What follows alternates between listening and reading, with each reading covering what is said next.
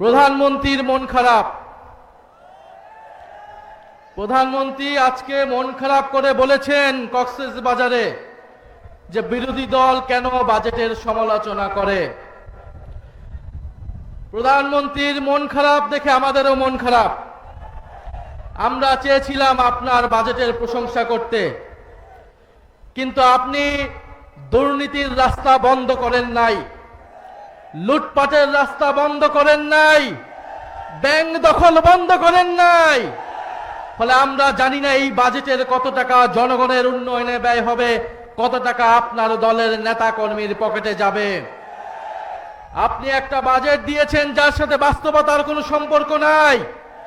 জনগণকে স্বপ্ন দেখাচ্ছেন, যেই স্বপ্ন পূরণ করতে আপনি চূড়ান্তভাবে ব্যর্থ হবেন। একটা বাজেট দিয়েছেন যেই বাজেটকে বাস্তবায়ন করতে হলে আপনাকে কয়েক লক্ষ কোটি টাকা ঋণ নিতে হবে বিভিন্ন দেশ থেকে। ফলে এই বাজেটের সমালোচনা, যৌক্তিক সমালোচনা বিরোধী দল হিসেবে আমাদেরকে করতেই হবে। আমরা খুব স্পষ্টভাবেই বলেছিলাম যে দেশে সুশাসন, স্বচ্ছতা, সংস্কার বাস্তবায়ন না হলে দুর্নীতি বন্ধ হবে না, চাঁদাবাজি, লুটপাট বন্ধ হবে না। আজকে হারে হারে বাংলাদেশের জনগণ সেটা দেখতে পাচ্ছে। ব্যাংক দখল শুরু হয়ে গিয়েছে। ইসলামী ব্যাংকে নতুন করে আবার এস আলমের হাতে তুলে দেওয়ার বন্দোবস্ত করছে। আপনি যতই অস্বীকার করুন না কেন, আমরা জানি এস আলমের গাড়িতে চড়ে কে বাংলাদেশে সংবর্ধনা নিয়েছিল। এস আলমকে কারা প্রোটেকশন দিচ্ছে বাংলাদেশের জনগণ জানে। ইসলামী ব্যাংককে কাদের হাতে তুলে দেওয়া হচ্ছে এটাও বাংলাদেশের জনগণ জানে। বাংলাদেশের জনগণ জানছে, কিন্তু বাংলাদেশের জনগণ এটা মেনে নেবে না। বিদ্যুতের দাম নজিরবিহীন ভাবে বৃদ্ধি করা হয়েছে।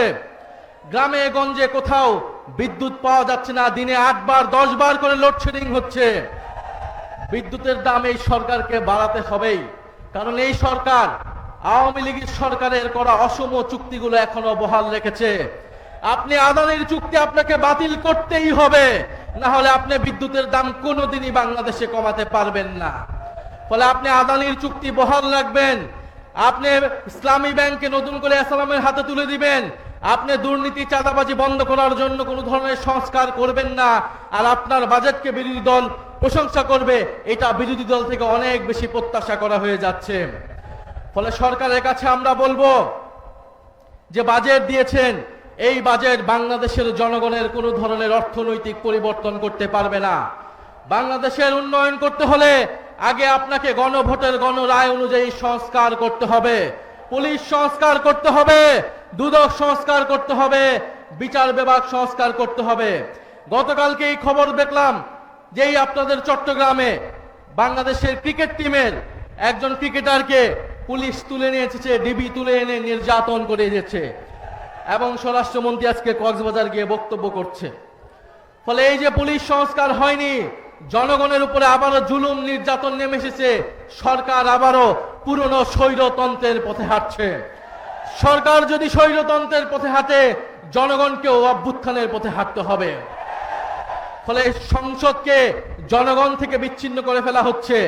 জনসংশ্লিষ্ট ইস্যুতে বিরোধী দলকে সেখানে কথা বলতে দেওয়া হচ্ছে না। আমরা দেখেছি গত 2-1 দিন আগেই বাংলাদেশে নতুন ভারতীয় হাই কমিশনার এসেছে, এবং আমরা গতকালকে মৌলভীবাজারে সীমান্তে আবার একজন বাংলাদেশি হত্যার খবর পেয়েছি।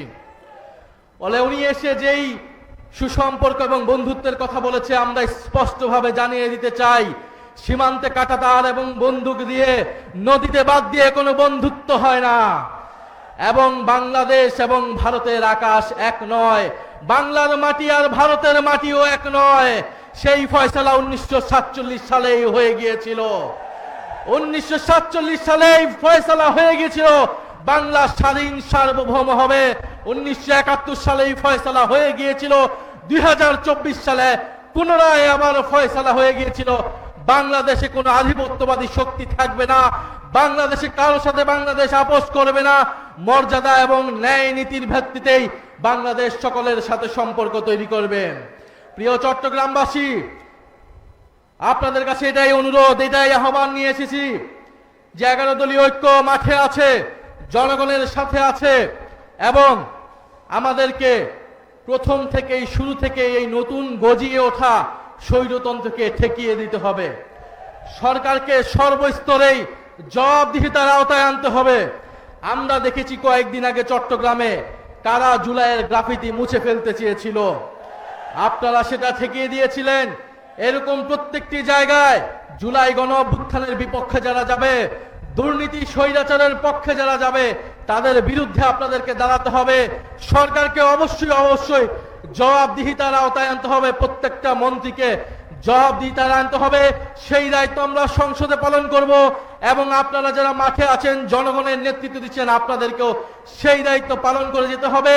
সরকারের হাতে খুব বেশি সময় নেই যদি সরকার এইভাবেই চলতে থাকে। ফলে সরকারের প্রতি আমরা আহ্বান জানাবো, জনগণের পক্ষে আসুন, জুলাই গণ অভ্যুত্থানের পক্ষে আসুন, নতুন বাংলাদেশের পক্ষে আসুন। আমরা সকলে মিলে ঐক্যবদ্ধভাবে এই বাংলাদেশকে আবারও নতুন করে গড়ে তুলবো ইনশাআল্লাহ। সবাই দোয়া রাখবেন। আবারও দেখা হবে।